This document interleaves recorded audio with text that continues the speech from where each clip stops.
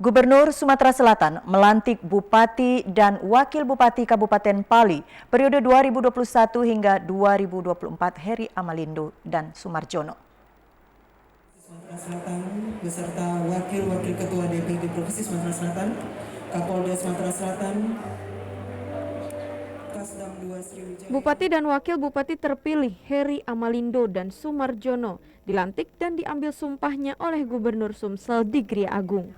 Pasca dilantik, Bupati dan Wakil Bupati Kabupaten Pali harus fokus dalam membangun daerah dan mewujudkan kesejahteraan masyarakat Pali. Untuk mendukung pembangunan di Kabupaten Pali, Gubernur Sumsel memberikan bantuan gubernur atau Banggub sebesar 72 miliar rupiah. Keberlangsungan pembangunan di Pali itu jangan sampai stuck. Dan untuk itu juga hari ini langsung saya berikan bantuan gubernur secara khusus. Jadi setelah ini akan saya berikan untuk Pak Heri dapat segera melaksanakan pembangunan dengan gerak cepat.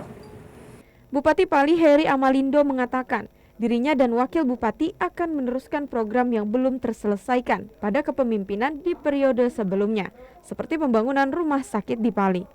Ya tentunya kalau prioritas seperti kami sampaikan sesuai jargon kami kemarin yaitu lanjutkan. Jadi melanjutkan yang belum kita selesaikan. Jadi kalau separuh selesaikan, pertiga selesaikan. Target penyelesaiannya Pak? Contoh salah satunya aja Pak. Rumah sakit. Nah, rumah sakit ini kan biayanya besar, itu bertahap.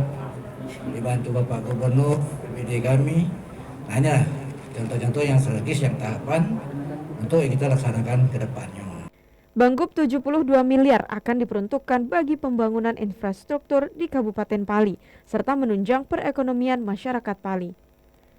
Heri Amalindo dan Sumarjono terpilih sebagai pemimpin Kabupaten Pali setelah memenangkan pemilihan suara ulang PSU di Kabupaten Pali. Romiko TVRI Sumsel melaporkan.